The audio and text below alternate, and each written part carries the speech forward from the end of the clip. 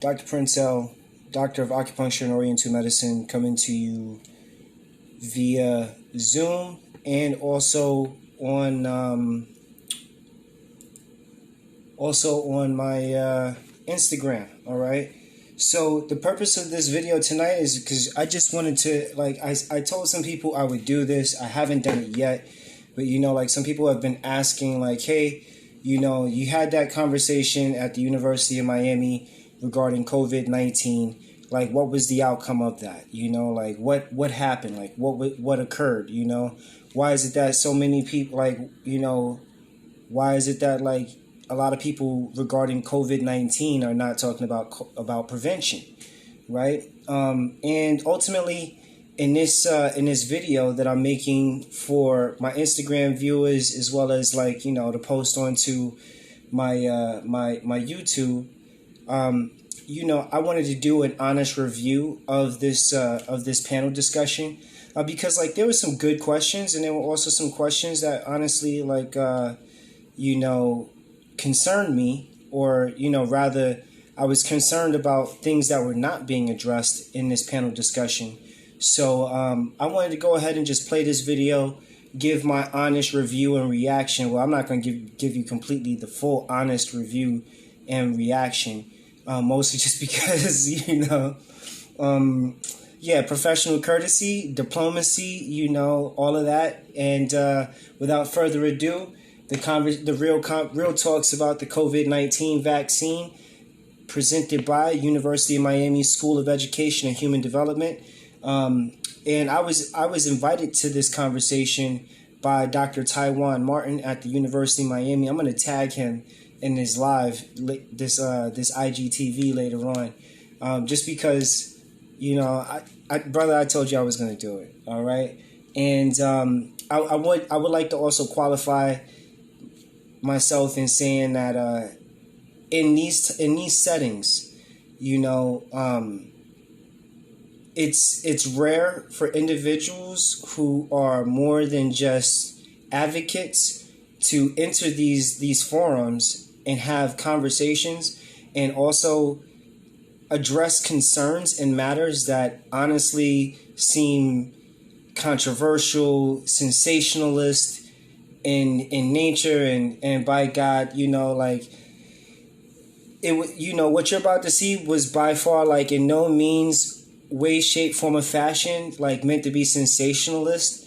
However, I got to a point in this conversation around COVID where I was ultimately just fed up with some of the things that were being discussed, or rather what were not being discussed. And eventually I got the green light from someone to be like, yo, are you all right? So without further ado, here's that video. Let me go ahead and turn the camera around for IG. Let me adjust this. I'm gonna try to hold this up. And for those of you on the YouTube, don't worry. We're gonna come back to this. All right. The School of Education and Human Development, Africana Studies, and WWMA felt it was important to create a space and place to host a conversation around the topic of COVID-19 vaccine. And quite honestly, you all, for full transparency, our students wanted us to have this conversation. Therefore, we invited several healthcare professionals to lead us in this conversation. To guide us through this discussion, my esteemed colleague and friend, Dr. Keisha Harrell, clinical professor of kinesiology and sports sciences in the School of Education and Human Development and the executive director of the Office of Academic Enhancement, will moderate this evening's program. Dr. Harrell, please take it away. Now, I'm not gonna subject everybody to the full length and video of this, but I am gonna try and address quite a bit of this video as much as I can in the short period of time that I have. All right, I'm really just trying to get to the veggies and potatoes of this thing. All right. After I introduce the panel, So we will have some specific questions for the panelists, but then we'll open it up for questions and answers. And so when we open it up to question and answers, we really are here for you, and we want to hear from you and get your questions answered. So you'll be able to ask your questions. And to answer that question, yes, there will be a link to watch this video after the live. You click on the Q&A and type in your question on my here, YouTube channel and on IGTV as we possibly can. And so in order to do that, to speed that up, I'm going to go ahead and introduce our panel of experts. Our first panelist tonight is Dr. Sanisha Dale. She is an assistant professor in the Department of Psychology in the Health Division, and she's also the Mental Health Disparities Core Director for CHARM at the University of Miami. I want to speed the video up. Our next panelist is Dr. Hansel Toots. He is an assistant professor at the University of Miami's Health System and the director of the IDEA Exchange. Our next panelist, Dr. Zinzi Bailey. She is a research assistant professor at the University of Miami's Miller School of Medicine Sylvester Comprehensive Cancer Center. You want to speed that up a little bit. And last but certainly not least, Dr. Prince L., who is a doctor of Oriental Medicine, an acupuncturist, and specializes in holistic and alternative care. Welcome to our panel. Thank you for being here tonight.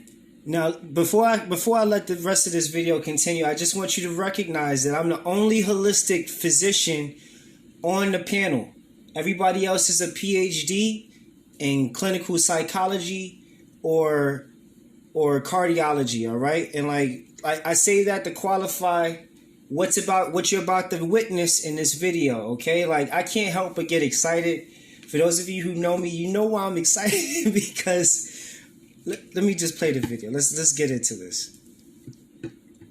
And so I wanted to start with our first question, and this question is to be asked of all the panelists.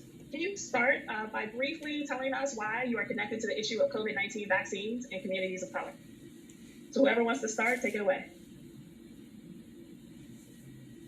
I'll start. I guess I'll say because COVID-19 is us as our community. As a Black woman, academia, Black women that work in the space of heavy health disparities, it's sad and troubling to see the similar disparities play out in our communities in terms of the disproportionate rates of people who are dying, but also who's able to access the vaccine. It's not getting to us, and we're being impacted.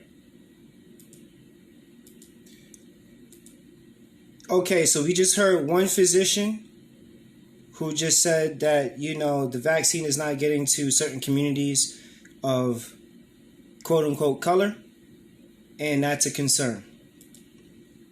Hi there. In the same way, I am connected because I study how structural racism impacts our health outcomes and how that results in health inequities. And I do say health inequities on purpose because we have unfair and avoidable differences in health that translate to particular actions that we have taken over time. So our job, essentially in real time, is to identify where we might be making some missteps and course correcting for the sake of equity. So that's what brings me to this.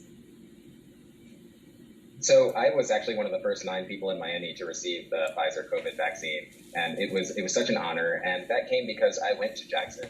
I knew that there would be differential uptake in the vaccine and differential access to the vaccine. And there's also a lot of misconceptions about the vaccine and about the research and about the pandemic in general. So I've tried to be a leader in public health in Miami and in Florida for my entire career. And I went to Jackson and I said, I want to get vaccinated publicly and I want people to see it, because the number of people who work at Jackson who got the vaccine because they saw me get it, it warms my heart. The number of my patients who, after talking to me, after I listen to their concerns and I tell them my experience with the vaccine, I only see patients at Jackson, so largely lower socioeconomic status, Black and brown people. My experience with the vaccine, they trust me. So the same way that people who work at Jackson trust me, the way that so many people in the community do. So I definitely wanted to take a leadership role on all of this and lead by example, because this really is our only. Okay, so you just heard that part, right? Wanted to take a leadership role. This gentleman wanted to take a leadership role, wanted his vaccination public. The other woman, hey, you know, certain communities don't have access to the vaccine, and there are people from within these communities that want it. Point taken, right? Another person, the clinical impacts of healthcare and the dispersion or dispersal of medications, in this case, immunizing medications.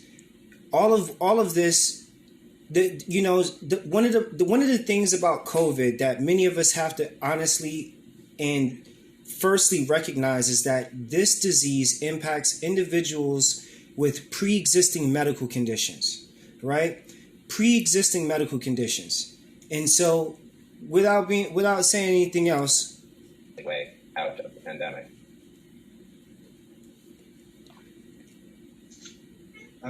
I guess it's my turn.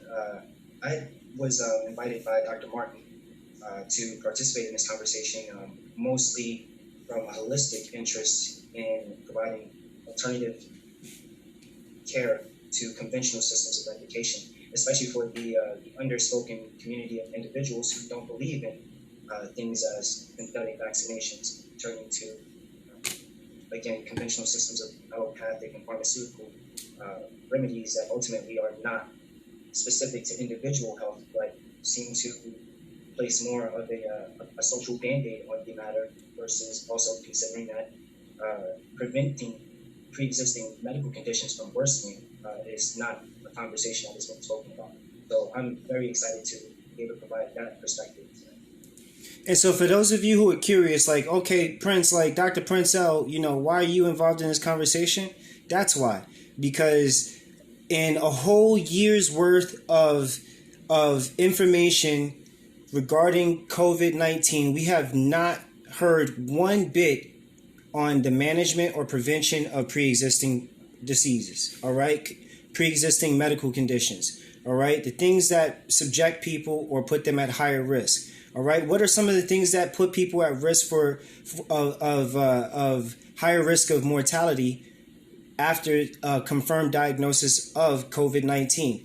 Number one, cardiovascular disorders, right? Meaning respiratory, lungs, and heart, all right? People who are impacted and affected, or who develop this disease with pre-existing medical conditions and also in high stressful working conditions, are at a higher propensity of developing this disease. And if they do have pre-existing medical conditions, their mortality or their risk of death is much higher than those who do not have pre-existing medical conditions, or who are managing their pre-existing medical conditions either with or without pharmaceutical intervention. All right. So 4 panelists, three PhDs, 1 MOM, Masters of Oriental Medicine, Doctor of Acupuncture and Oriental Medicine, only one person discussing the importance of preventative health. I'll continue. Thank you all. My next question is for Dr. Bailey, but please, anyone else who would like to answer, please do so as well. Dr. Bailey, can you please provide us with an overview of public health issues as it relates to communities of color and COVID-19 vaccines? I would like to also say that, like, when it comes to community health, the biggest impact, the things that concern community health are biological, all right? Firstly, they are biological. Secondly, they are education, all right? So a person with biological congenital diseases, at a higher risk of developing a disease, if, uneducated on the management of that disease, will more than likely develop that kind of condition, all right? This is something that a lot of people really, really need to think about, all right?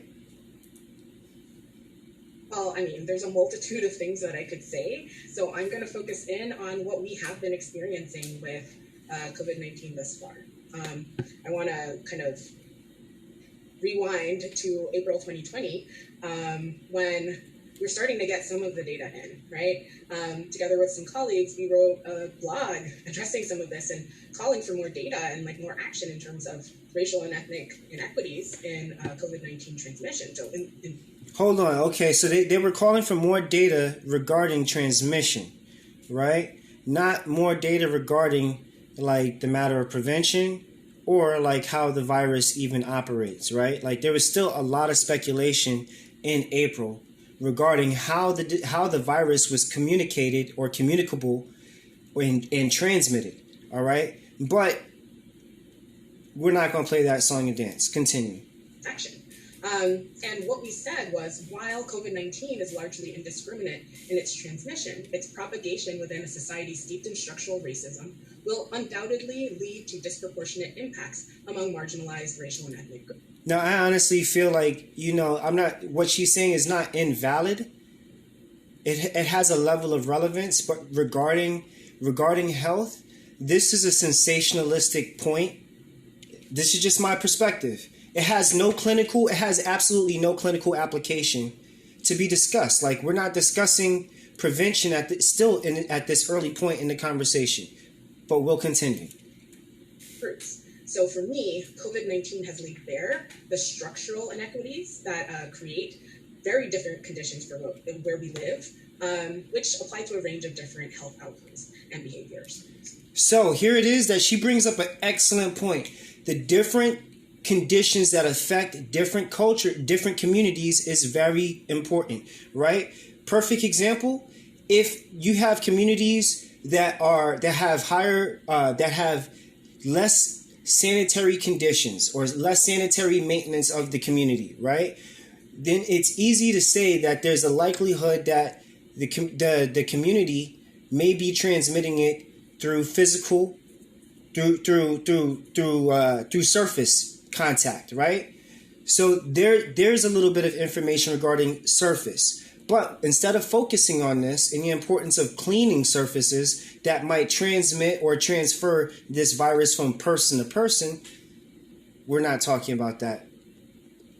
Continue. So with COVID, we can say, we said a lot in the beginning. You can wash your hands, social distance, all of those things, cheap and accessible, everyone can do it. However, that approach, while it's seemingly cheap and accessible, neglected to consider that prevention is not a one-size-fits-all. It is not, its access is often not equitably or structurally distributed. So that's an interesting point right there. Now we get to a point in the conversation where prevention is discussed. And I love this point. It's cheap, it's equitable, it's affordable, but it was not promoted or discussed at a higher rate. It wasn't marketed. It wasn't advertised, right?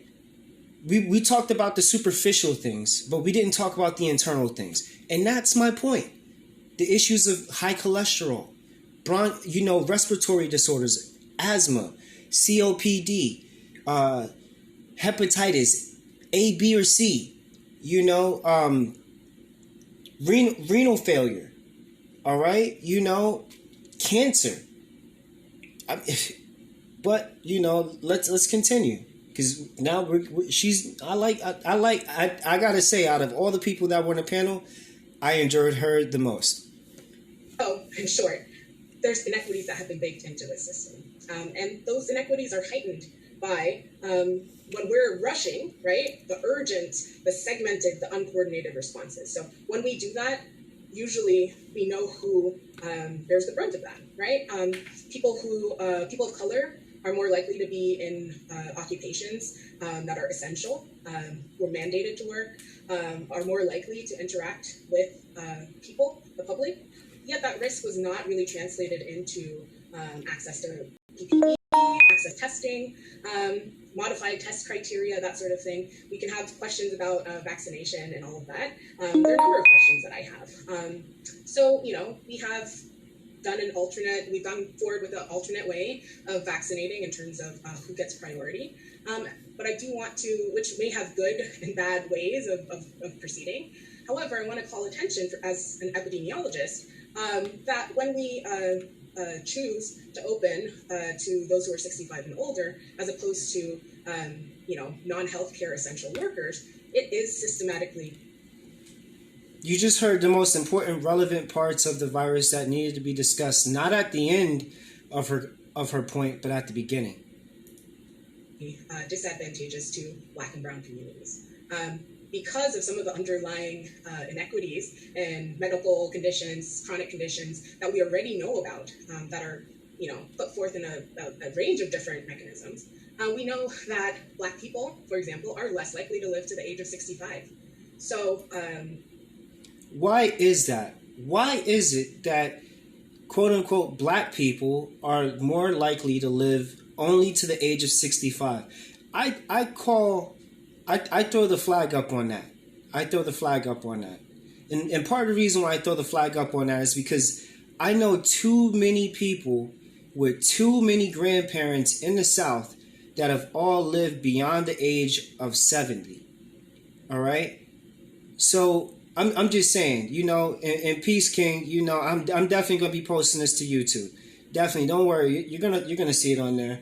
But you know, I definitely don't understand, you know, how we have all this other data, but we don't have the data that shows like why or like how these certain communities are impacted regarding their health and access to health care, when the first option that's presented to them is instant gratification. It's in the form of like, let's just forget about prevention. Let's just think about giving you something so we don't have to think about if you get it. We already know that we put the vaccine in you. They're not even talking about the... Let's keep going. This focus systematically disadvantages Black communities, right? So put on top of that, wanting to reach those who are 65 and older, who are Black, who are brown, right? And so just thinking about it, you know, while representing 16% of Florida's population, you know, Black people only represent 8.6% of those who are 65 plus, right? So that is what I'm talking about when I'm talking about structural racism. So we make choices that have implications. We make choices that have implications. That you could continue on for a long time, and we could have long conversations about that topic. Absolutely. So my next question is for Dr. Toots, Dr. Dale, and Dr. Bailey. Maybe I'll start with Dr. Toots. Each of you have been on the media and on campus discussing the reluctance of people in cultural communities to get vaccinated for COVID. Can you share with us the reason for this reluctance? Absolutely. I'm just such the awe that I have whenever Dr. Bailey speaks. It's just amazing. I actually interviewed her when she was coming to the university, and just to see her, it's incredible. Absolutely incredible. Sorry. So apart from... This guy is funny. Fangirling, I have to say. So, you know, the mistrust of the vaccine is valid. And the first thing that I tell all of my colleagues is we have to listen to the concerns that our patients have. We talk about Tuskegee all of the time and all of the evil that was done with not treating people for syphilis and experimenting on Black people. Whoa. Not treating people for syphilis? Not treating people for syphilis? Or I mean, how do you discuss the Tuskegee experiment? Not treating people for syphilis? I think what he meant to say was people during the Tuskegee experiment were purposefully given syphilis to see why people with darker complexions were not as likely to develop syphilis, and why they were resistant in so many ways, but were still being impacted in the way that they were. This was another way that, like, sexually transmitted diseases, which, mind you, for those of you who don't know, syphilis is a bacterial infection that affects the brain, that increases aggression and sexual propensity. Meaning, when the first time that the Americas had ever experienced syphilis was during the colonial stages of an Americanization. All right, civil or the congressional soldiers, most of which had syphilis, right, were raping the indigenous women and then transmitting the disease to these indigenous women, and which was killing them off.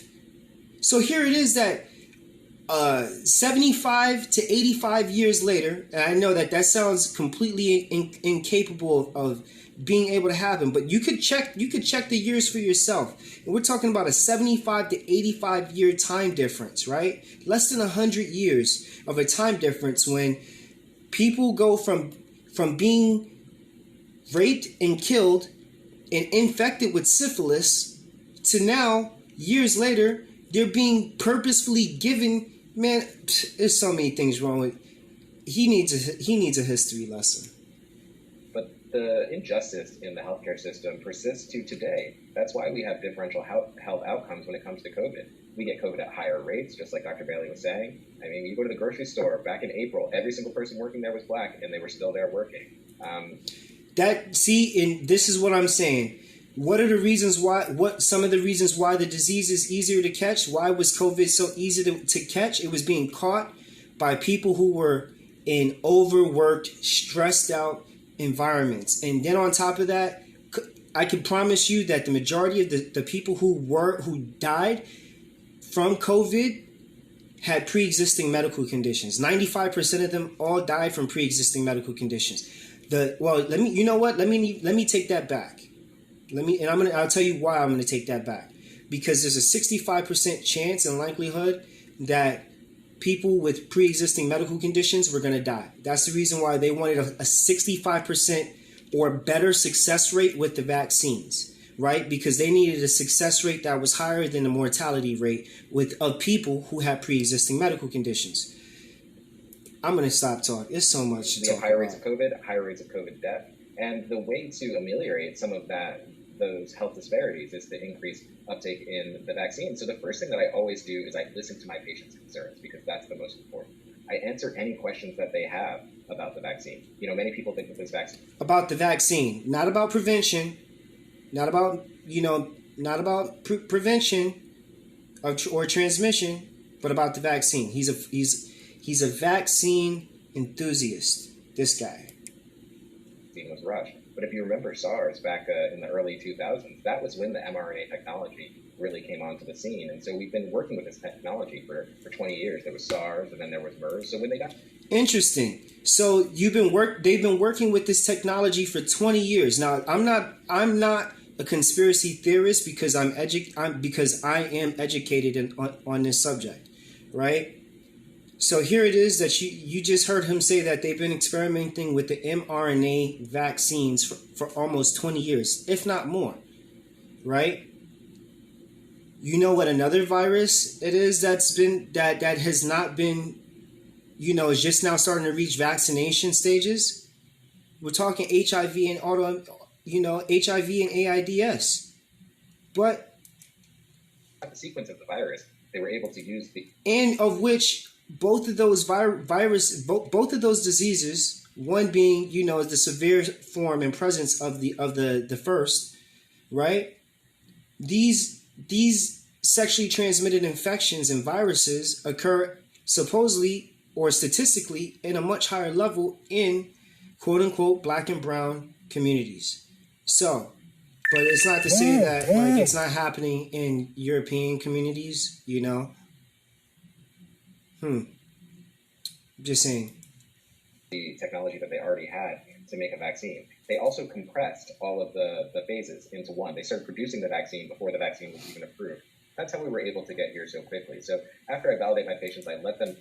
How do you create a vaccine without any information? I give them the facts. And as I said, I let them know about my own personal experience. It was so important for me to get the vaccine because I'm a new dad. And I not only want to protect my daughter, but I also want to be here for my daughter's life. And I'm a Black man. I got high blood pressure. I have those... Whoa, Doc, you got high blood pressure? Things that put me at higher risk. So, You got high blood pressure and you're at higher risk, but it's important for our patients, particularly those of us who serve minority patients.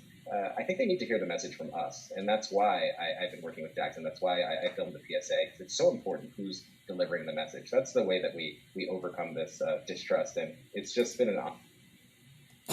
That's why it's so important that we know who's delivering the message. Honored to partner with Jackson on increasing uptake in the Black community in Miami. To add to that a bit, I'd like to reframe it as, are we trustworthy? Like, what have we done to demonstrate to the community, to the Black community, that people ought to trust the medical infrastructure to provide them with something to take care of them? Do you trust medical professionals who have high blood pressure, or who have other medical, or who have obesity, or have a sexually transmitted disease? I mean, do you trust them in their information? about treatment, or do you trust them to give you information about how to manage it?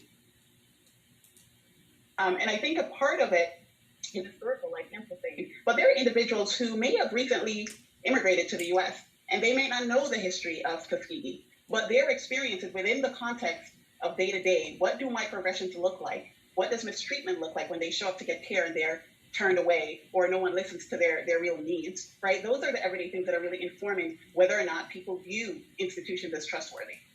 I just want to also add on that, like, you know, with respect to those individuals that are coming to this country, there have been people who have been in this country for far longer. And this is not to say that one's priority and needs are higher than the other.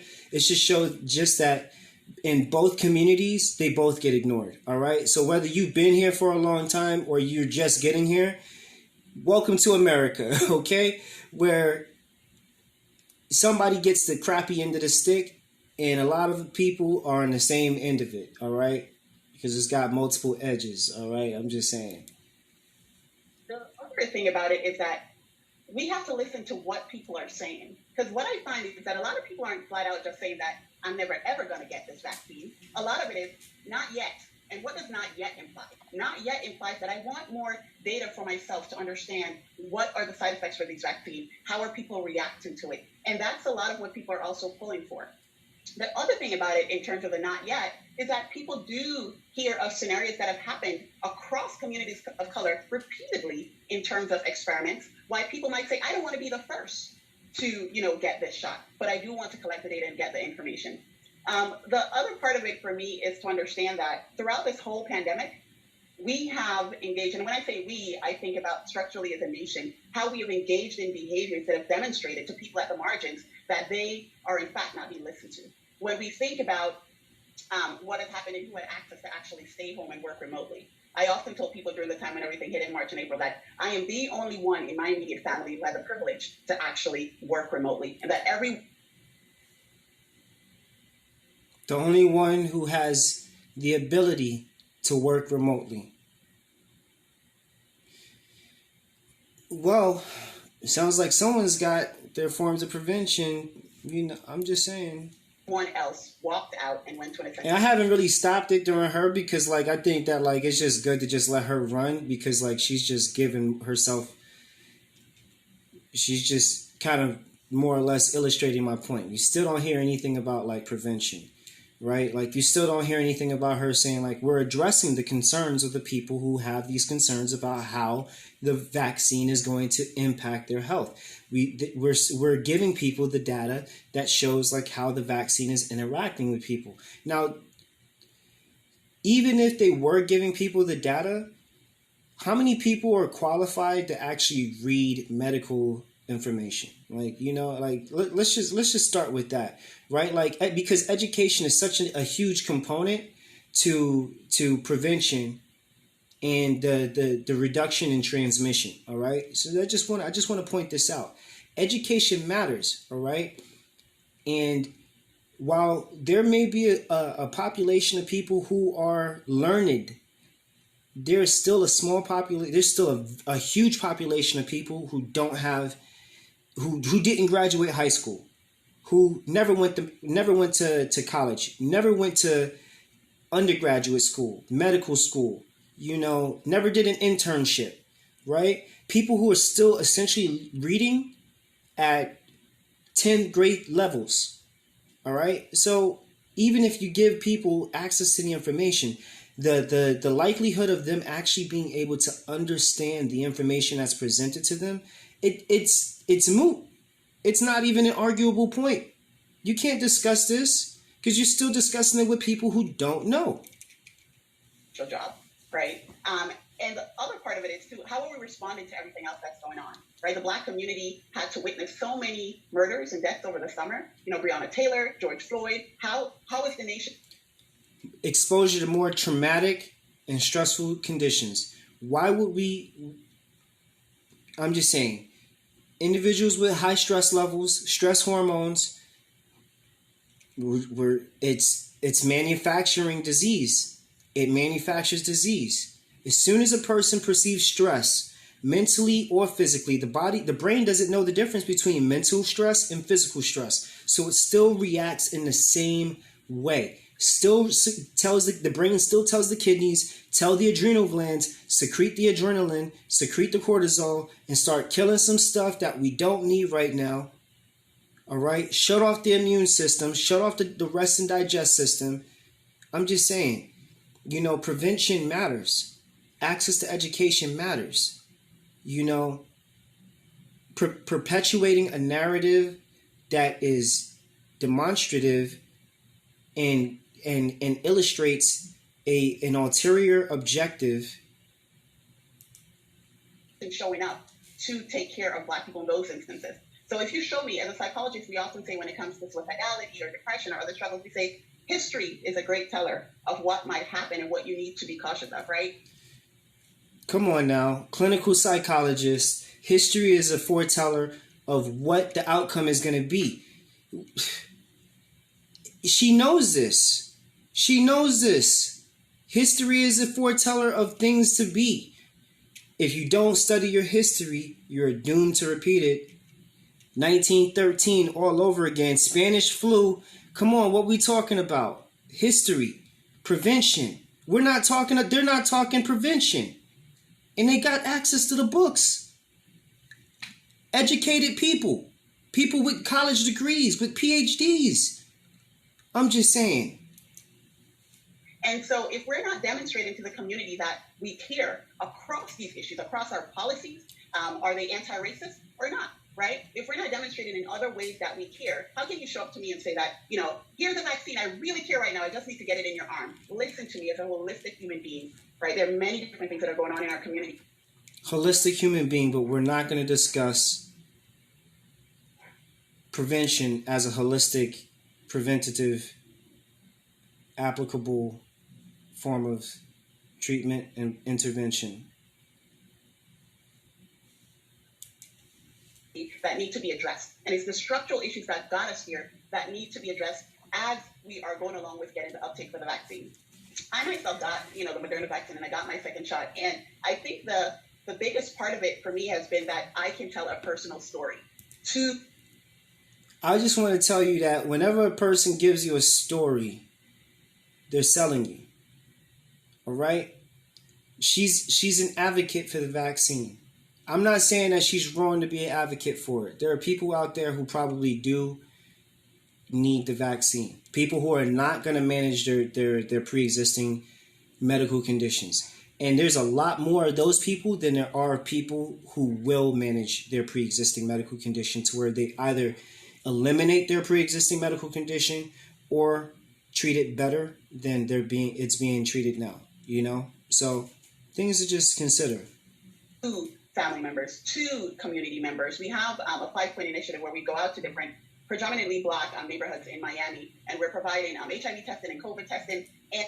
And I just also want to say this, right? If Black people are a lower statistic, why are they primarily going to Black people? Why are they not going to white communities where they're a larger number? And if they're the larger number, then isn't it safer to say that that there's a greater level of transmission occurring in the majority community and not in the minority community? Why are you not trying to prevent transmission in the majority community? Why are you not trying to give this information to the majority community? That's part of the reason why minority communities don't trust this, because they spend more time in the minority community trying to sell the minorities on, take this vaccine, put it in your arm. We don't really care about all the rest of the other stuff. Well, you're going to start seeing more minorities asking the question, how many Caucasian neighborhoods did you go and provide this vaccine to? And it makes such a difference when someone can say, well, I don't know about this shot. What am I going to feel? I was like, man, I got it. And I felt X, Y, and Z. This is what I didn't feel, right? I had one participant who showed up one week at an event on a Saturday. We spoke about it, and they had hesitations because they are, based on their religion, the ingredients in the Pfizer and Moderna was an issue that was raised in their faith as a reason why they should not take that vaccine. And that's also another important thing. But I'm going to get to that. All right? I'm so gonna get to that. And part of the reason why, You know, that's such a crucial point. If they want people to take the vaccine, right? Make the vaccine conforming to a person's religious, spiritual, faith beliefs. It's just that simple. There are a lot of people, and I want to clarify something for people, right? You're going to hear Dr. Prince L say this for you right now. There is aborted, and not necessarily aborted fetal tissue or human fetal tissue.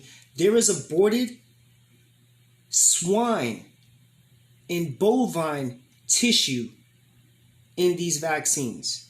And that is the reason why certain populations and certain communities are against the consumption of the vaccine, because it is not kosher. The manner in which those animals were slaughtered is not conformative or conforming to the religious practices of people who still consume meat in specific ways. Prayer, right? Killing the animal and slaughtering the animal in a way that is less likely to induce fear, which would then also encourage the production of death hormones into the tissue.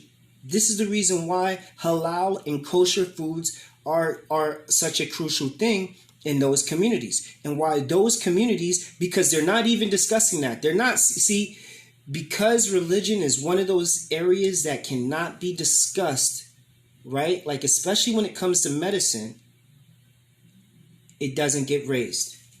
And so while you hear people saying, oh, black and brown communities, you're not hearing who within those black and brown communities are opposed to those vaccines. Because I could tell you that the majority of the people in black and brown communities that are on government assistance are not challenging or saying that they're not going to take the vaccine. Those people are taking the vaccine.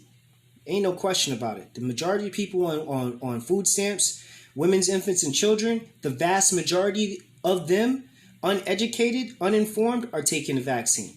Hands down. No questions asked. That's a much higher number.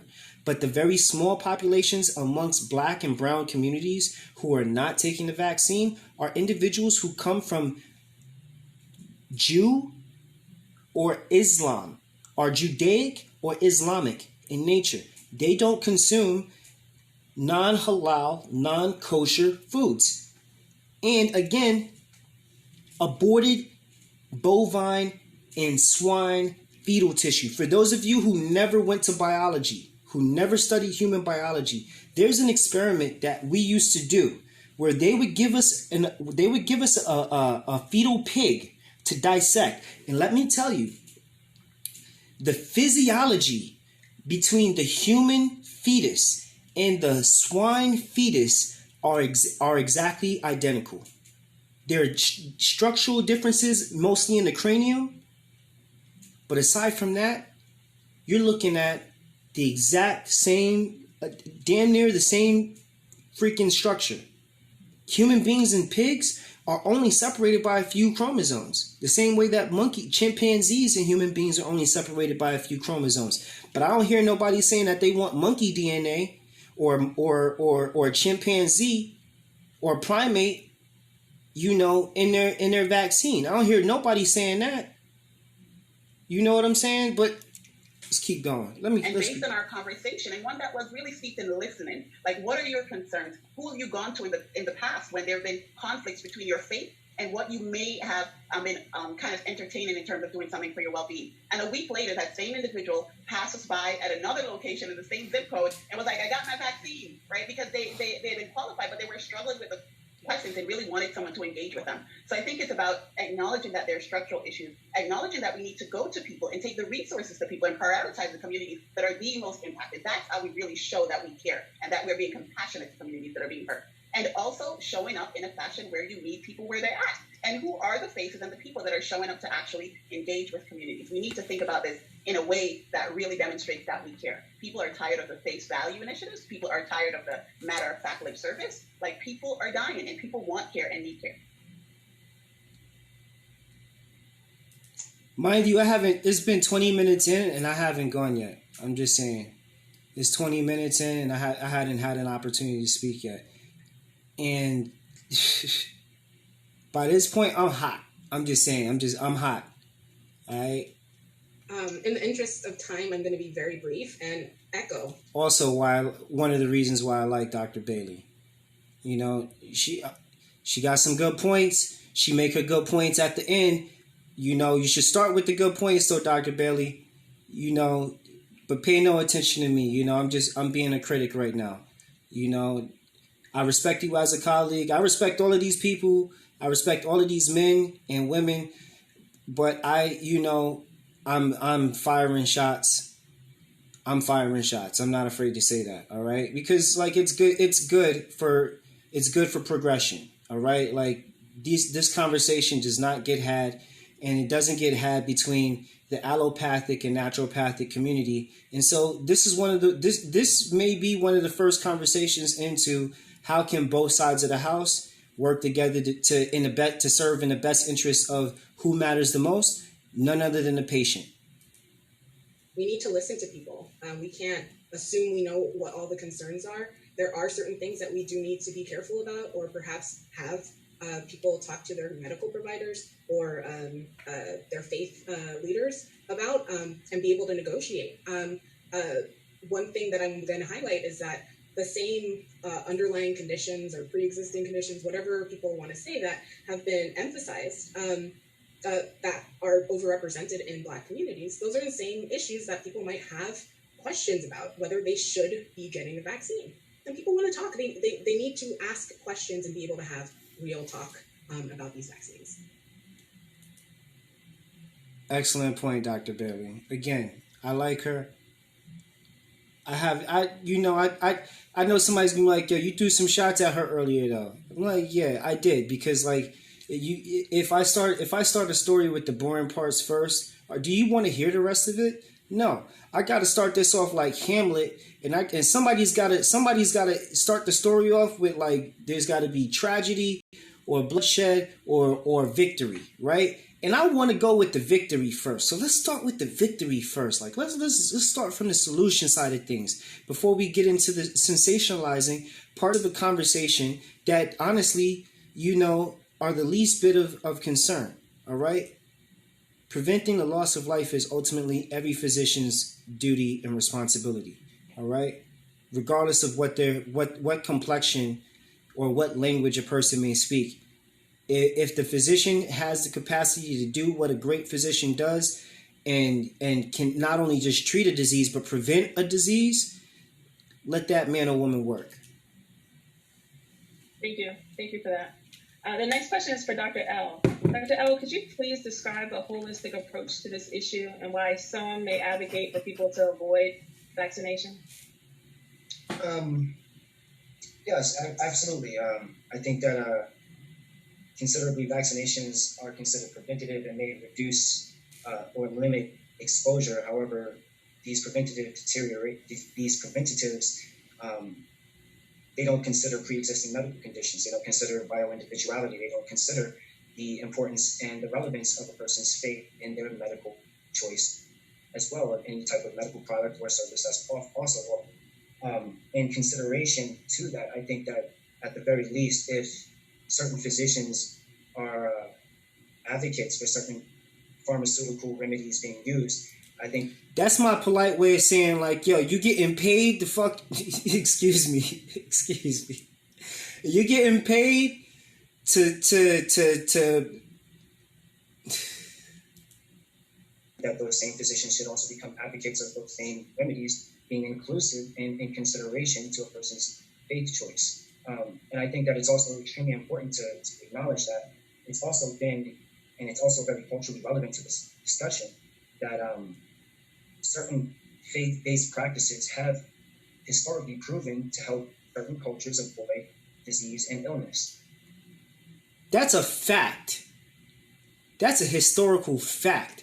Certain religious groups and organizations or faith practices have completely been able to avoid high levels of death in their societies and amongst their members and parishioners in comparison to others. It's a cultural norm for certain individuals or certain practitioners of certain faiths to maintain a standard of hygiene that in comparison to, let's just call it what it is, the standard American society and its dietary practices, they're inconsiderate of foreign ideas and concepts towards health. In consideration towards that, I think that that's part of the reasons why many people are again returning to their traditional forms of therapies in efforts to reduce their risk. This in the same way that ultimately physicians in any environment need to say this is, a layman's intelligence and application or approach towards the situation. And so physicians of all sorts need to consider the intelligence and the access to information that patients have. Now, I think that is also important for me to also say that I am not an individual who is fond of the term people of culture, communities of color. I think that it's somewhat discriminative and prejudice of individuals to ignore a person's cultural relevance and just group them into the Crayola box of stereotypes. All right. And so, given the nature of what a person's culture is, especially considering that it is definitive. It's rude. That's what I'm saying. That's exactly what I'm saying. It's rude. You stereotyping people. You stereotyping people. That's all it is. You stereotyping people. You're stereotyping them, and you're engaging in medical prejudice. That's all. It's medical prejudice.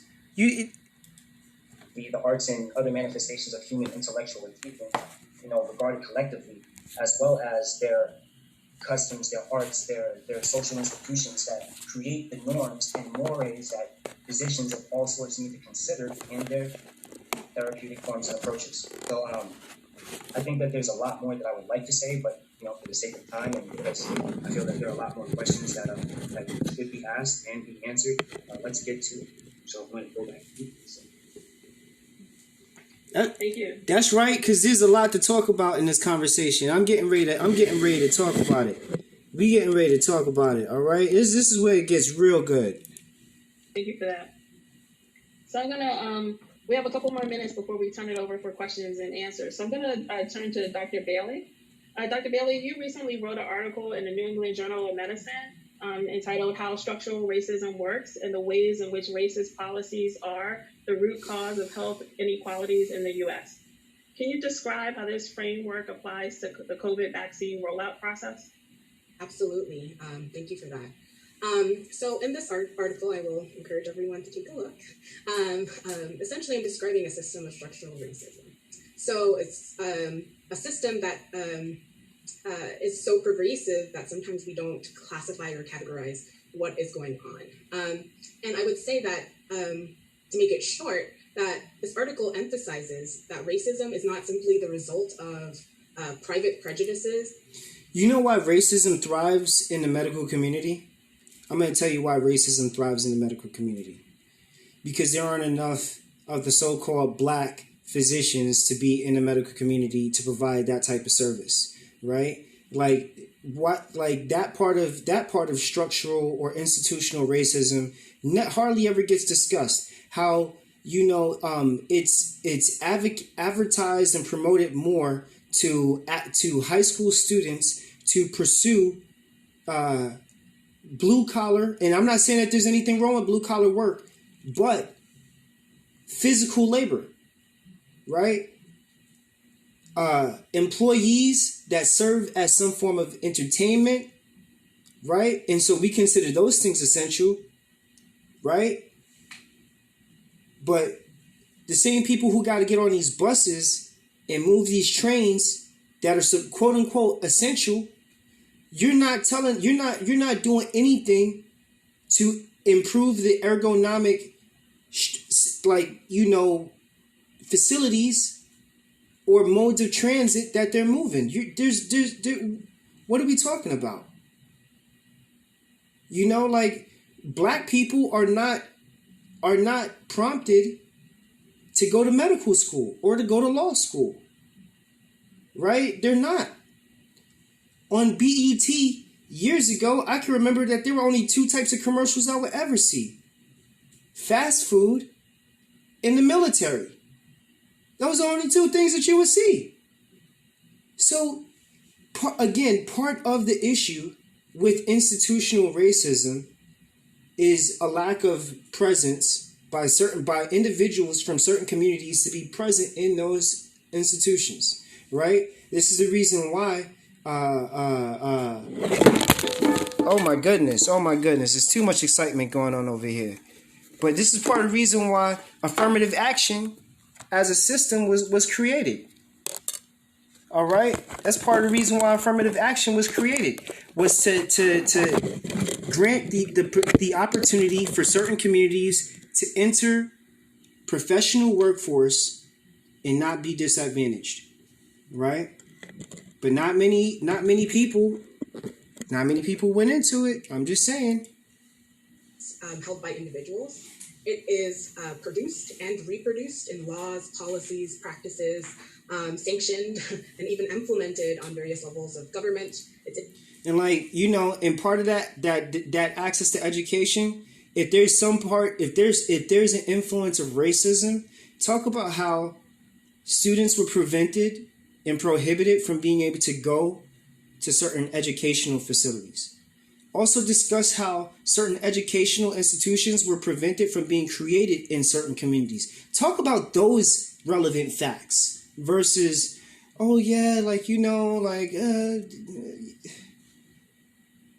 it's really a pervasive racist system. Somebody giving out money right now, right? Maybe somebody need to send me some money so that way I could go create a school. You know what I'm saying? At the very least, I'm just trying to create an advocacy program. But what are we talking about over here? Embedded in our economic systems. It's embedded in our institutions, in our norms, right? It probably even embedded in our disciplines, as a lot of us are academics. It's embedded in a lot of what we do. Therefore, our interventions need to recognize that, right? Recognize the degree to which we are going to be addressing some of these issues, which are at the root of the inequities that we're seeing. If I summarize all together, I can say that with this system of structural racism, we must assume that inequities are status quo, right? If we move forward without planning for an equitable, for equitable structures or equitable procedures, those sorts of things, we are defaulting to the status quo, to inequity, right? And that's how we defaulting to the status quo, exactly. Defaulting to taking employment and economic positions that satisfy the vast majority, not satisfy the needs and concerns of certain communities. No. Let's not do that. Let's focus on what the majority needs. Perpetuate structural racism over time. And oftentimes, when thinking about structural racism, they use and just so everybody understands, I'm in agreement with what she's saying. I'm not contesting or challenging it. I'm adding some additional points, granted, but I really wanted to be understood that I agree with what Dr. Bailey is saying. All right, but prevention. I'm listening for solutions. I'm listening for the solutions, not the intellectualization of the problem.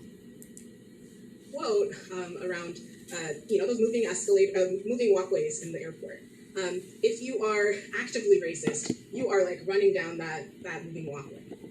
But if you are just standing there, but the moving walkway is moving forward, you can be passively racist in those actions because you'll end up in the same place if you're not taking actions to kind of get away from that place. So I think I urge us to be actively anti-racist, which means running very quickly in the opposite direction. So it takes forethought, it takes planning, it takes humility, and for us to really be thinking about what are the systems already in place that will make this difficult to maintain equity. What Dr. Bailey just said, be a good person. Thank you. Be a good person. How do you avoid being racist? Be a good person. That's all. It has nothing to do with skin tone. It has nothing, like, there's only one race anyway. There's only human race. We got a bunch of different cultures. We got a bunch of different subcultural roots. I mean, this is sociology 101 for anyone that's attended the sociology 101. Like, the systems of power are built on creating disparity. If we're creating disparity intentionally by creating a system of race, right? Classism. Ultimately, what are we doing? We're encouraging and perpetuating a system and a structure of power that ultimately a minority are saying doesn't work. A minority of people are saying does not work. I'm not supportive towards bigotry, ignorance, or these things. Nor am I a supporter to, racism in this colloquially used term. All right. However, I believe in the human race. I think that if we stop thinking about it as a system of like complexion, and really just start looking at people for who they actually are and just being like, yo, like, you're a good person. That's a good person, but that person is a jackass. Then, call a jackass a jackass. And we get into a point where we can't call jackasses anymore. And so this is part of the reason why we're dealing with a lot of this stuff. We in this mess. And Dr. Dale, a question for you. Some of the discourse around COVID vaccinations is similar to what initially occurred when AIDS first broke. Particularly, this is that juice. I'm going to let this play. In communities of color. Can you describe some of the similarities and differences and the lessons learned? I think at its root, so there's a quote that's coming to mind. I'm sorry, I'm not going to quote the author, but it stuck in my head a long time ago in public health. But it says, no matter where a disease enters society, it always comes from. Right? And I think that is the greatest parallel between HIV and COVID. When we think about who are most being impacted, right? When HIV started to have a dramatic impact, the voices in the community that was seen as being most impacted were white gay men. Right? When you look at the statistics today, when you think about HIV, it is predominantly, disproportionately, Black men who have sex with men, Black, gay, and bisexual identified men. It is, when among women, it is Black women, right? I just want to say that, again, history is a fortune teller. It didn't have anything to do with, and this is in no way, I want to make sure I clarify this statement as best as I possibly can, because I don't want anybody trying to come at me on some cancel culture about what it is that I'm saying. History was the fortune teller. Same-sex relations during the 70s and 80s led to a rise of HIV as an epidemic that was ignored.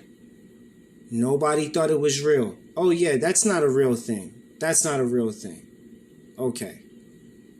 Then what happened? Fast forward, same-sex relationships, the propensity for the HIV to develop among same-sex relationships, again, is happening. And we're not discussing what's happening within that community that's perpetuating it. So, again, this is no way in regards, challenging anyone's sexual orientation. By all means, what individuals want to do, what they're attracted to, who they're attracted to, who they want to spend their time with, by all means, that's on them. However, certain lifestyles contribute to the presence of certain disorders and diseases that historically affect certain people.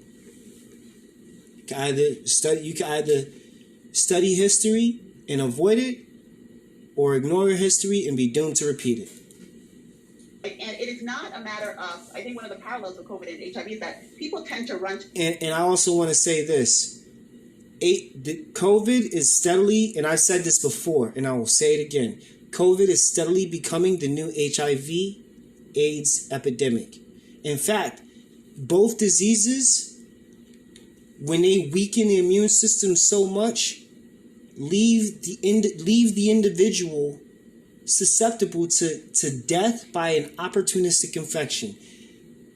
Vast majority of the time, that infection is pneumonia or bronchitis, respiratory disorders. Ladies and gentlemen, welcome to the new HIV/AIDS epidemic era. All right? Welcome to it. Where you got to go back into now being cautious and concerned about who's got what pre-existing medical condition that can be communicated just by breathing, according to the data, just by breathing some of the same air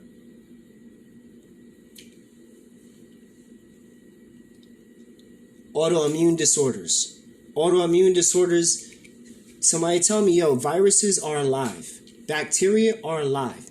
Just because we don't quantify sentience in the same way that we perceive it amongst human beings, yo, there's a self-preservation factor that's present in COVID, in HIV, that is not being discussed. There is a sentient factor to how those viruses influence and impact genetic expression. If again, not many people graduated high school. Not many people got a degree, an associate's degree, a bachelor's degree, a master's degree, a PhD to be able to even discuss some of these things. But I'm just saying that if you spend a little bit of time coming to understand what basic biology is, viruses replicate with cells that make themselves available. You can't, if the immune system is high, a virus has no ability on being able to thrive in that environment. I'm saying prevention is key. Prevention is key. Let's just talk a little bit. Go ahead. And say, well, what are the behaviors that these individuals in these communities that are engaging in that put them more at risk? What are the behaviors that these people in these communities are engaging in that are putting them at risk? South Beach, I'm looking at you. South Beach, I'm looking at you. Spring Breakers, I'm looking at you. Don't be mad at me. I'm just saying, you the ones out there engaging in the behaviors that's more than likely going to be considered a super spreader event. So they're going to be blaming you. Somebody going to be blaming you Spring Breakers, you South Beachers, for giving their grandmama and their granddaddy that blanket. Right, because to pinpoint someone's behavior can almost be easier because then you get to blame them, right, for something they're not doing, versus to question the structure that likely has privileged you and disempowered them.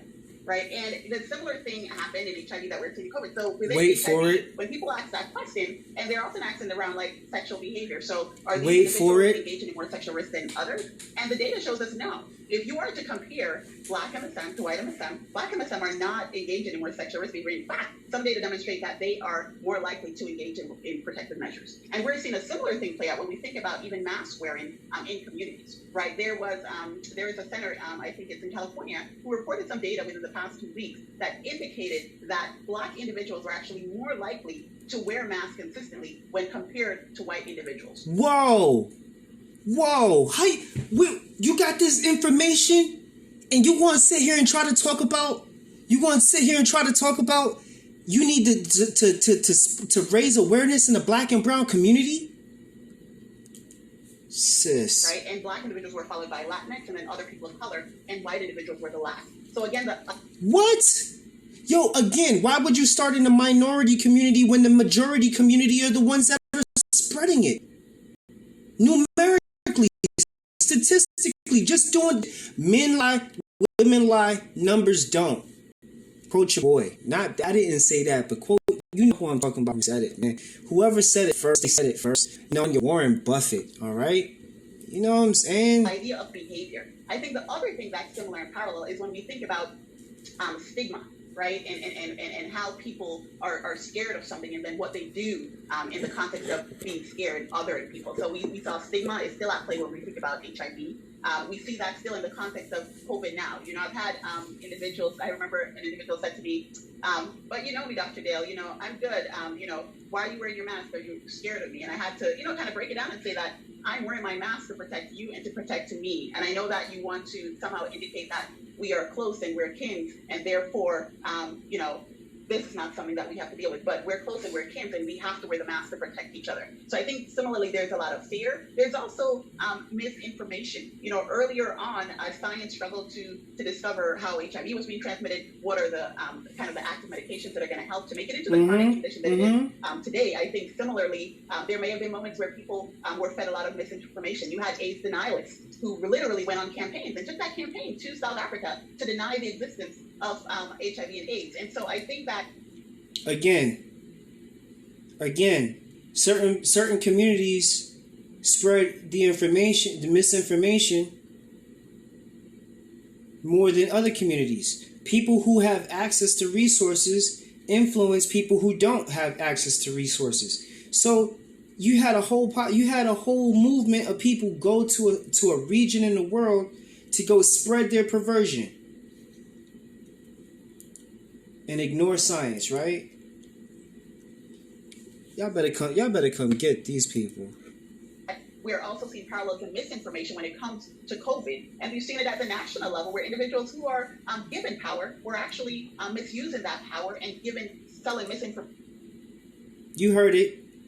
To communities, right? And so I think there are a lot of parallels that can be drawn, but the one I would say that we really need to pay attention to is step away from just trying to pinpoint behaviors and focus on the structures that got us here and the structures that need to be addressed to get us out of this. Wait for it. Can I add to that? Yes. So, Dr. Dale, on the topic of HIV, so I may seem tired tonight. I just came off of 14 days straight on the HIV service at Jackson, and I have to tell you. Let me rewind that for you.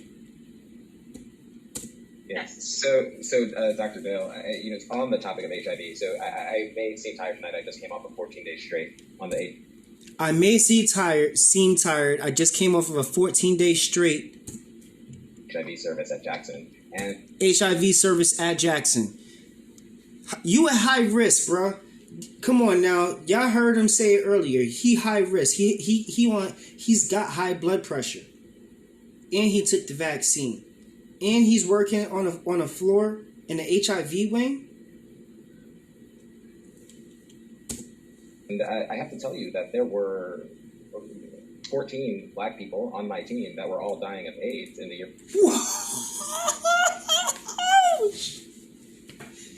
Real fucking what? I just came off of 14 days straight on the HIV service at Jackson. And I have to tell you that there were 14 Black people on my team that were all dying of AIDS in the year 2021. What year are we in? We're in 2021. 14 people all dying of AIDS on a 14-day. Oh my goodness. And people forget that. I really don't want us to be in the year 2041 and there's a team just like the one I just signed out that's all dying of COVID. Black people have been completely left behind in all of the progress that's been made in ending the HIV. Mind you, he didn't specify the ethnicity or cultures of the people who are working on the team. So now you have to presume, you kind of have to presume that the majority of the people who are on his team, they don't necessarily look like him. Just saying. The epidemic. That's very, very evident because Black people die of AIDS every single day in the state of Florida. And COVID just made things worse. There was differential access to telehealth, the digital divide. My patients were not able to keep in contact with me because they didn't have access to smartphones. Speaking of structural racism, there's not even broadband wire laid in Liberty City. That I didn't know that before. All of these things have just made out. So you see where the prevention train isn't able to make it to those communities because somebody forgot to put the tracks down. Why? Oh, that's right. There were tracks down. They're just on the wrong side of the tracks. Worse, which is why I just took care of a team of people who were suffering the consequences of the pandemic on top of the HIV epidemic. Bro, like someone should have told him that you need to not talk about that. somebody should have really, really told him, yo, like, whatever you do, don't talk about 14-day hours. Don't talk about you being really, really tired, because all you're doing is, to someone who knows, you're telling them that there's a likelihood that your probability of having a misdiagnosis of a disease is higher than you, because your judgment being impaired because you're exhausted, which has been shown and proven to be worse than being under the influence of alcohol, and its effect on judgment. Your judgment is impaired. You working on a floor with people who have AIDS and COVID? Like, bro, maybe, you know what? I'm going to give Dr. Tukes the benefit of the doubt, and I'm going to say Dr. Tukes was tired. He was probably very mentally exhausted and didn't think about what he was saying.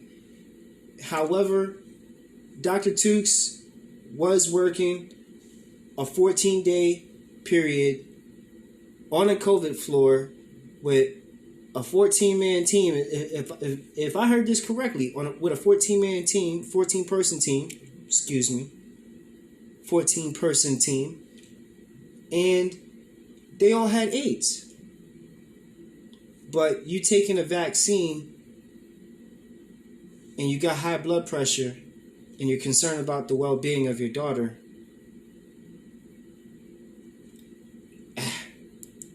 what are we talking about? What do I know? You know, what do I know? What do I know? You know what I'm saying? What do I know? So I really do feel that the way for us not to be left behind in terms of the COVID epidemic is for us to get vaccinated, because otherwise it's going to be the same thing. COVID will not be a major issue in some communities, but we'll be here 20 years from now and there'll still be Black people dying every day of COVID. And we cannot allow that to happen, and we won't.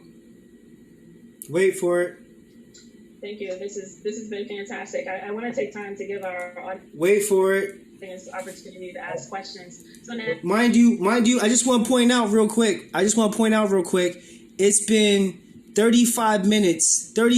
About 35 minutes. I still haven't spoken, with the exception of my little spiel earlier about why people should avoid taking vaccines. now is the time I'd also to like to interject on that same conversation of behavior.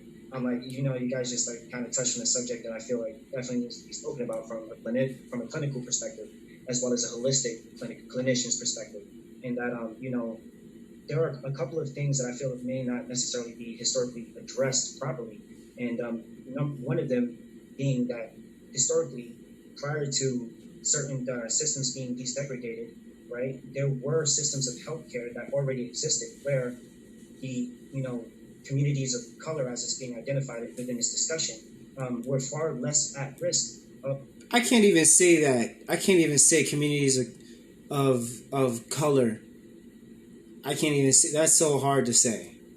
Many of the societal diseases that are now prevalent and essentially are pre-existing medical conditions that many people are also identifying in communities of color as being high risk.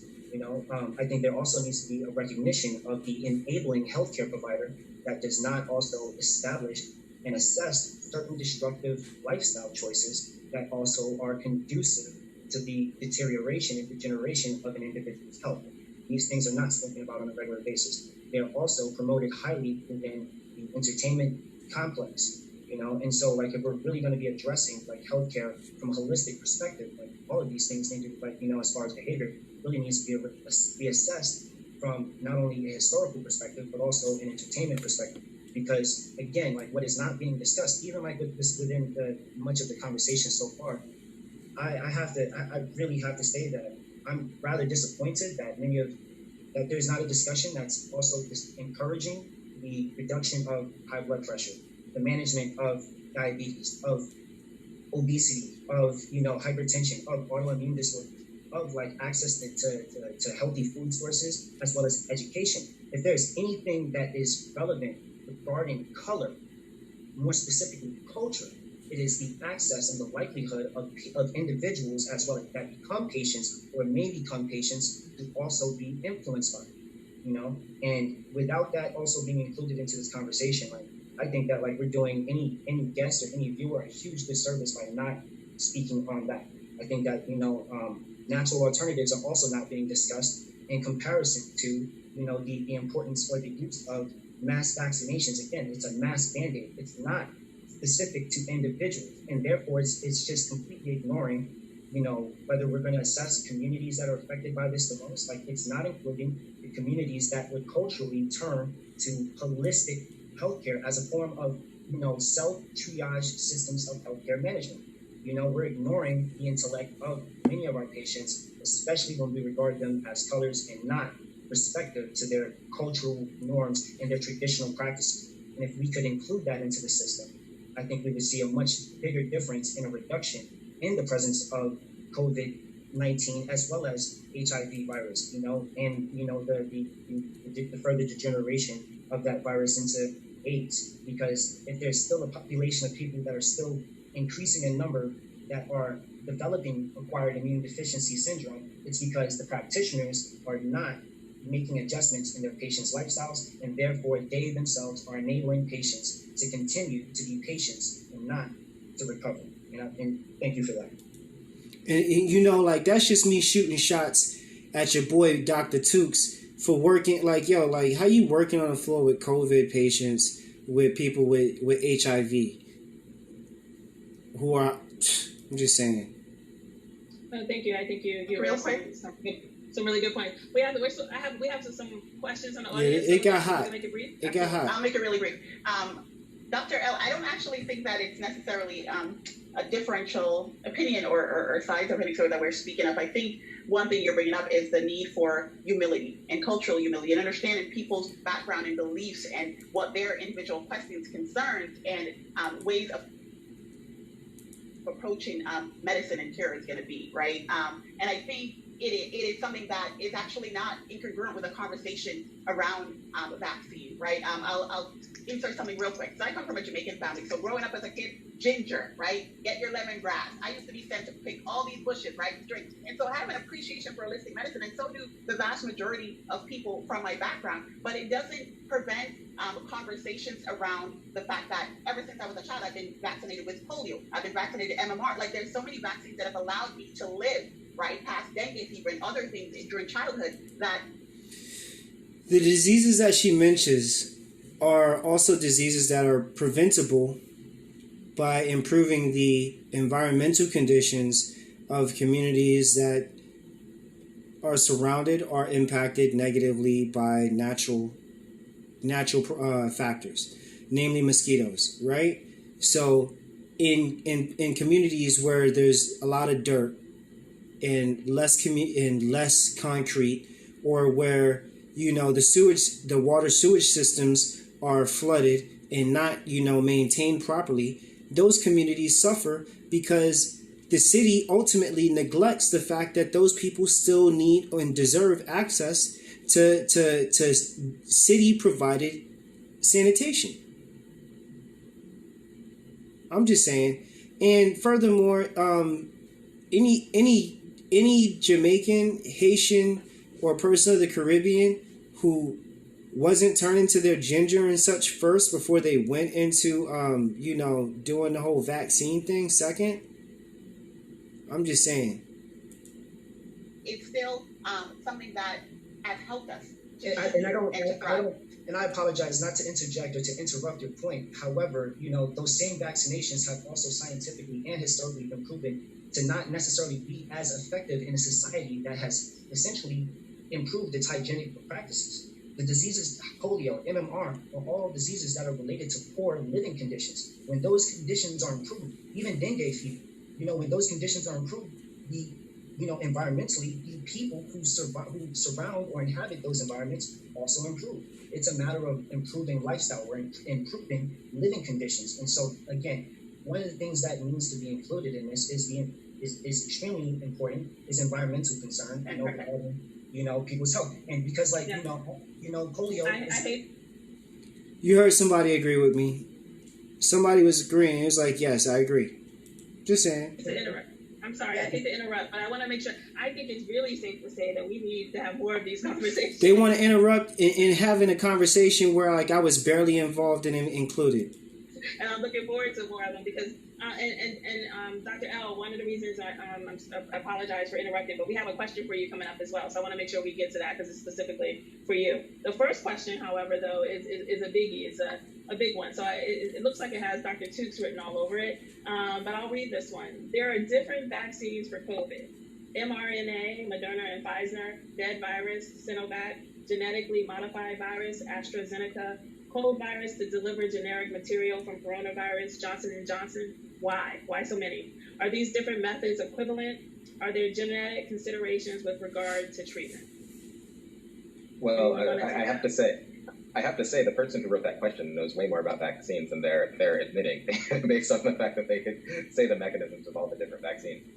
So they are all different. Right now, we only have 2 vaccines that have emergency use authorization, and they're both mRNA vaccines. The next vaccine that will get authorization is the Johnson & Johnson, and that is an adenovirus.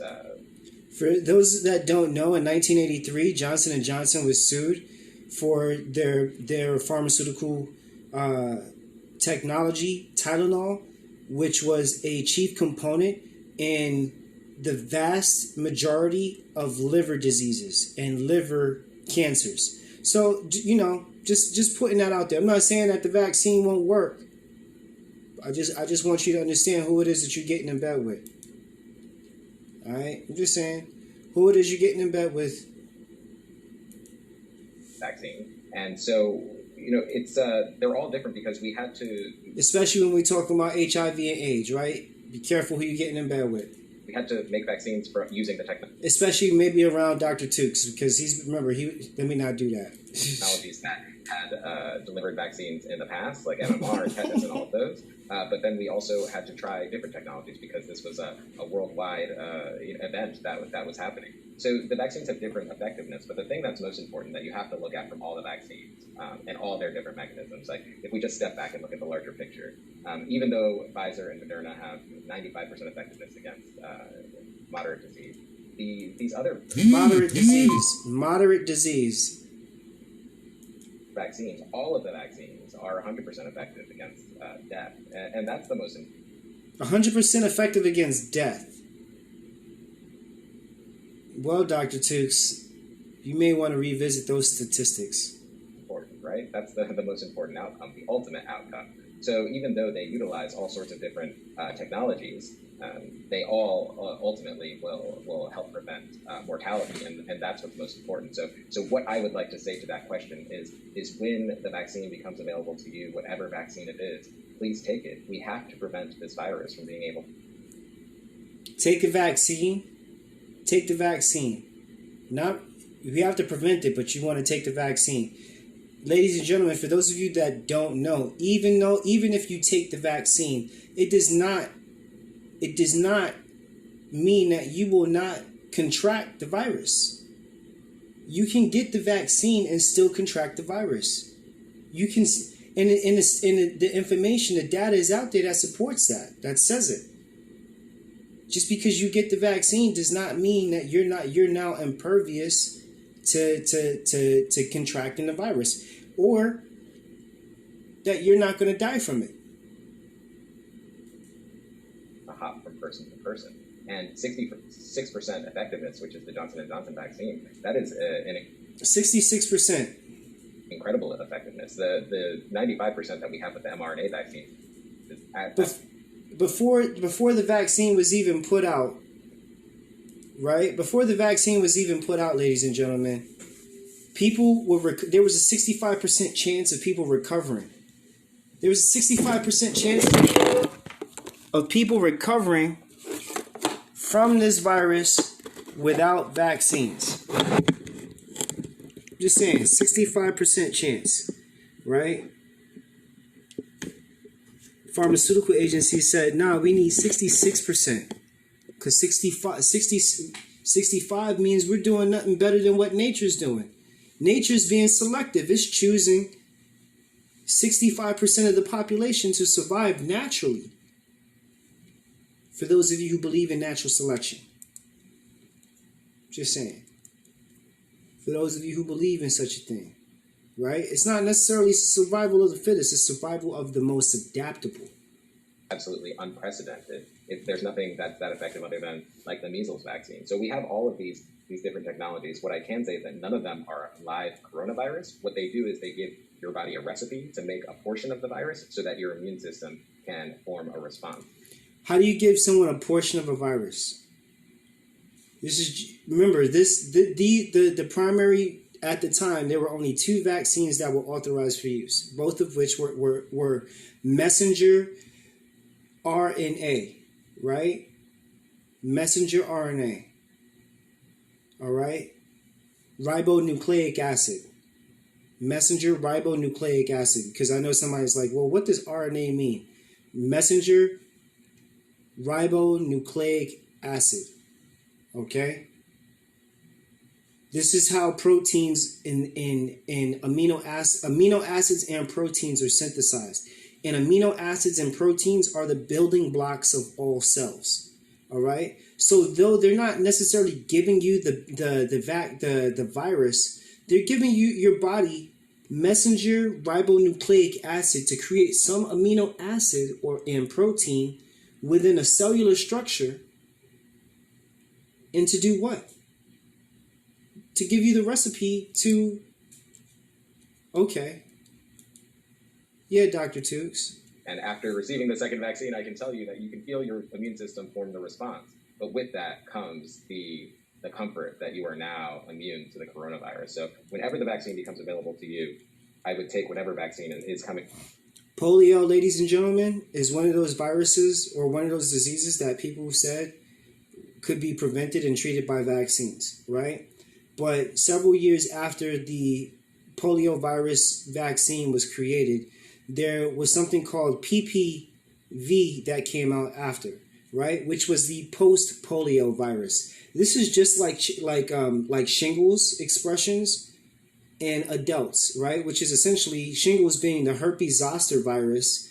It's the same virus that infects or impacts children. So we're talking about an adolescent disease that either A, stayed in a stage of dormancy to where as the person grew up, under stressful conditions, it came out of dormancy and then ran amok in the body. All right. Your way because we have to prevent transmission. So we have the people who have been naturally, have immunity because they were infected with coronavirus, and as we increase the number of people who are immune by the number of people who become vaccinated, eventually the virus will have nowhere to go, and this will all end. Something else that's not being discussed is just how a virus also progresses in its development, and how it's also transmitted, and certain environmental factors that reduce the likelihood of transmission, as well as both internally and externally. Again, more information that is not being promoted to the potential recipients, of the vaccine, as well as individuals who may not necessarily be interested in taking the vaccine. I think that it's very interesting that certain communities are right now more interested in being included in a system of healthcare that historically has proven to not be able to address its medical concerns. And again, while there is a medical system that is in place, to tackle the life-threatening sides of the illness, we're still completely ignoring the fact that a virus makes a person's immune system weak to the point where an opportunistic infection is now the contributor and main concern, right? The high blood pressure, the respiratory disorders, the renal disorders. These things, again, while vaccinations may address the virus concern, the pre-existing medical condition is not being addressed. And so again, a system of healthcare that is ultimately still enabling patients and not addressing the root of why the virus is so dangerous, because the opportunistic infection. Well, customers. That's actually not how the coronavirus kills people. The coronavirus kills people from an overwhelming immune inflammation response that causes multi-organ. Check this out. Dysfunction. It's not opportunistic. That's the way the HIV virus works. Arguing semantics. We're arguing semantics in that context. That's not. No. Yes, it is. It's a completely different mechanism of mortality. Overwhelming the immune system is an autoimmune disorder, right? Which again makes it to where an opportunistic infection is the primary concern of a person's death. Mortality, it has not been shown that that deaths related to COVID are specifically just COVID solely influenced deaths. There are also poor mortalities or morbidities that are influential factors to be taken into consideration and again are not being discussed. I think if I was to interject, because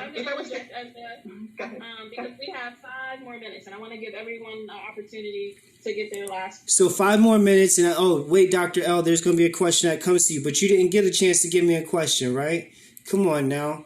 Point in. And that's why I had to. That's why I had to do it. I had to do it. Everyone can answer it as our final question. Not for the culture, but for the people who need this information.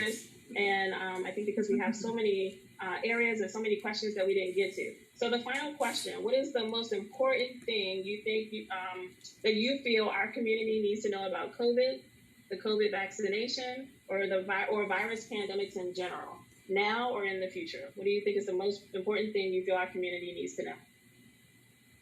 I guess I'll start. We need to live. We need to be here. As a community, when I think about Black people, I think about our unwavering resilience through everything that we've been through, generations after generations. And we did not create the structural inequities that we have been dealt. Racism and everything that has happened over the past 400 years is something that we are facing the consequences of. It has created a situation in the context that has allowed COVID to impact our community so adversely. And this vaccine, access to testing, access to the vaccine, is an opportunity for us to be here for ourselves, for our children, and for the generations to come. We have told our stories repeatedly, and I want us to be here. And I want us to take advantage of what there is in order to be here. If you do not understand the differences between the vaccine, seek out someone who does. If there are questions that you have, find someone who could answer them. But please, we need to be here to keep this train moving.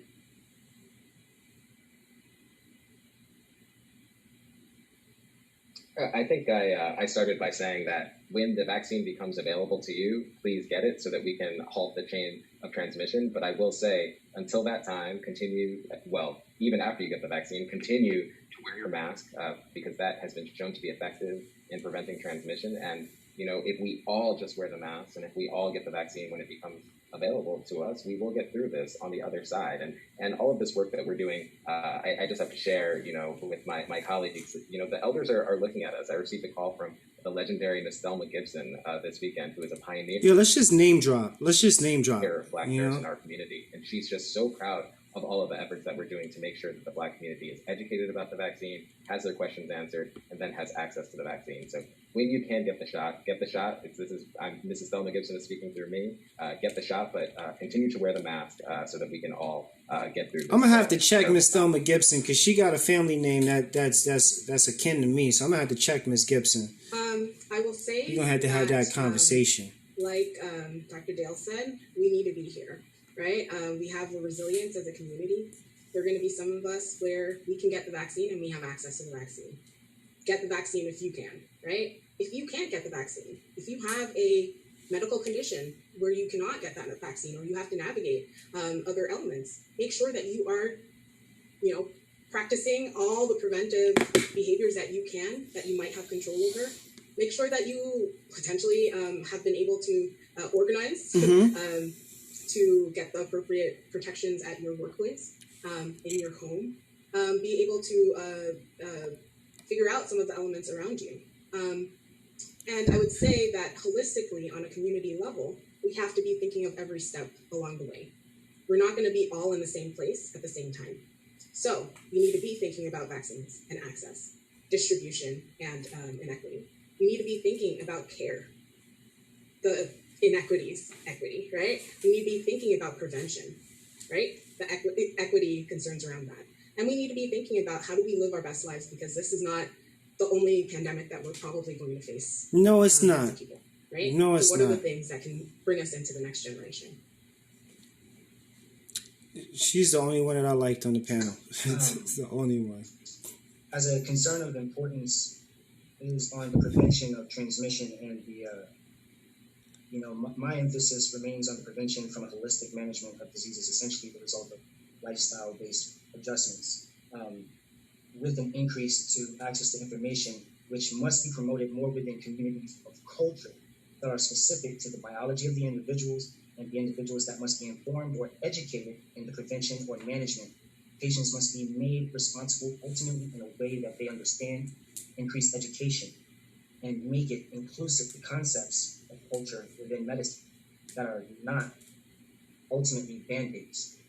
Many of us who come from communities of culture, who have, through chance or through sheer persistence of will, Cock my ish back. level of education, which ultimately places us in positions of responsibility to those who are Cock my ish back. for information from those same places that we come from.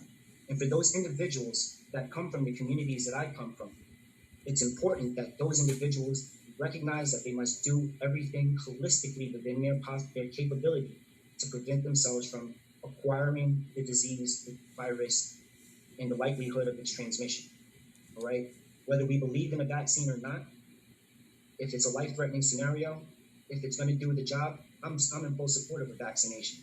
However, in preventing an individual from reaching a place of where they need such emergency care, which has, again, been disparingly, disproportionately unfair to those individuals. Again, those individuals in those communities, take care of your cholesterol, take care of your diabetes, take care of your blood pressure, take care and support your immune system by consuming foods, herbs that can essentially have the same therapeutic effect as its conventional allopathic, pharmaceutically based, financed choice and selection. Oh, I told you. We need to not even forget. Pull up.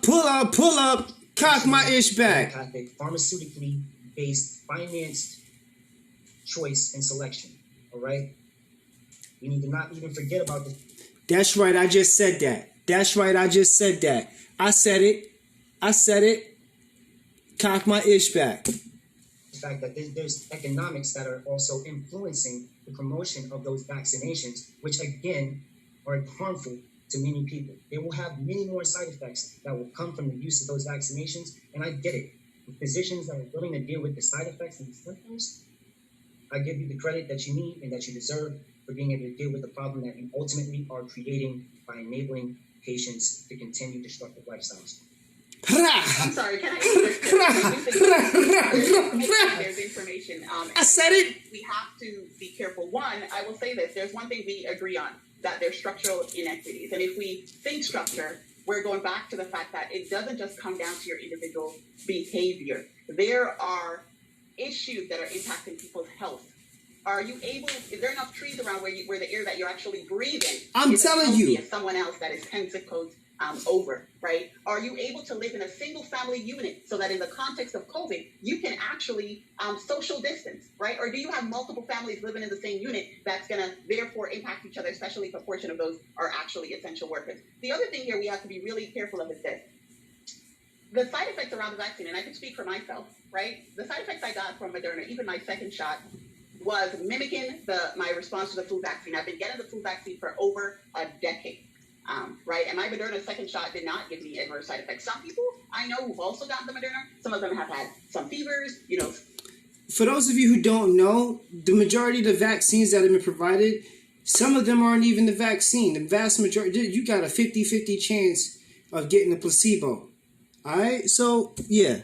Some fatigue, some muscle ache. But the fact of the matter is that's the vaccine doing its job, right? That is your immune system waking up and saying, hey, if vaccine come at me, I'm going to be ready to fight. And we have to be careful that we're not feeding misinformation that has already been dealt to our community that is persistently being impacted in the context of talking about COVID. Like, we need to be here. Let me cock that we back. have to be very clear about the facts and what is actually going to help us.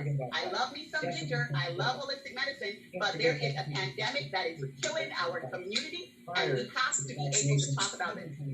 People who rely on additional medicine that were covered without the use of vaccinations, that there was over a 60% recovery in individuals who did not have pre-existing medical conditions. Those statistics need to be spoken about.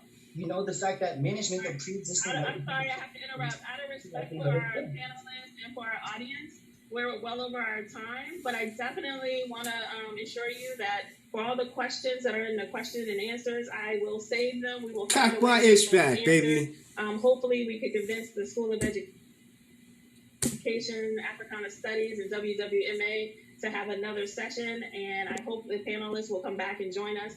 I just want to take this time to say thank you to our panelists. I think the information you provided was very important. For participants in the audience, thank you for attending, and look out for our next. Did you enjoy that? Thank you for joining us tonight. Did you enjoy that? Was it good for you as it was good for me? Stay safe. Yes. Was it good for you as much as it was good for me? Was it? I just want to know, was it good for you as it was for me? Because, ladies and gentlemen, I know I took up a large amount of your time. I'm not going to keep you much longer, but it's important to again just like highlight that the conversations, it didn't revolve anywhere near around prevention. It revolved around the national use of vaccines. All right, vaccines that, you know, the technology itself has been studied for the last 20 years, right? And in 20 years, because remember, when you're going back 20 years, you're talking about H1N1, swine flu, bird flu, you know what I'm saying? And what was happening? What was going on?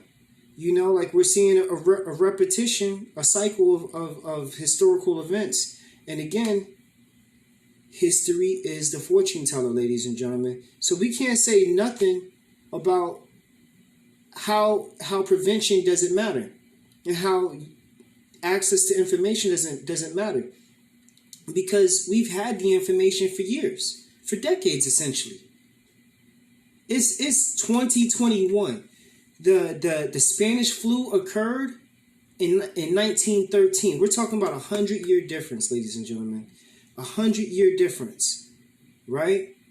And what are some of the similarities in the economic situation, the financial situation, the immigration situation? Yo, all of these factors matter. All of these factors matter. This is a very important and exciting time, ladies and gentlemen. I don't know about you. I don't know about any of you. But I just know that for myself, I'm excited because if you've really been living that life, if you've really been about that walk and less about that talk, you're living proof. You're living proof of exactly what it is that I'm saying. All right? People, when they make adjustments in their lifestyle, make adjustments in their environment, you know, we reduce the likelihood of transmission of diseases that adversely affect human beings across the world. The one thing about this virus that I think everybody should also take away from is that it was indiscriminate about who or what culture it impacted. However, when we look at, when we stop thinking about culture and we start thinking about the quantification of culture, which is defined by colorisms, especially here in this country, right? We see that colorisms do not benefit the healthcare system. They disproportionately disadvantage the quote unquote minority populations, right? When clearly in both medical situations and in penal situations, we see that the social deviant, the primary social deviant comes from the majority population, not from the minority population. All right? So let that marinate on your brain for a little bit, all right? Dr. Prince L, signing off. You know, thank you for spending some time with me. For those of you who was with me for this 2 hours, you a soldier. You know what I'm saying? We all warriors out here, baby. So, you know, definitely feel free to like this video, share it, subscribe, because it's going on my YouTube. It's going on to the blog, www.drprincel.com. drprincel.com. PRINCEEL.com. DRPRINCE.com. EL.com. All right.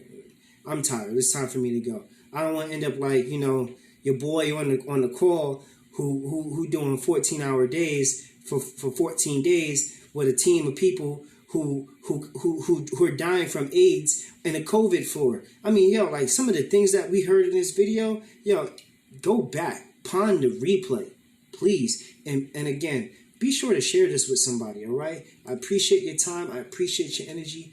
Thank you for your support. Dr. Princel, wishing you all well. Just trying to give you some alternatives to conventional healthcare that's creating customers, not preventing them. Peace.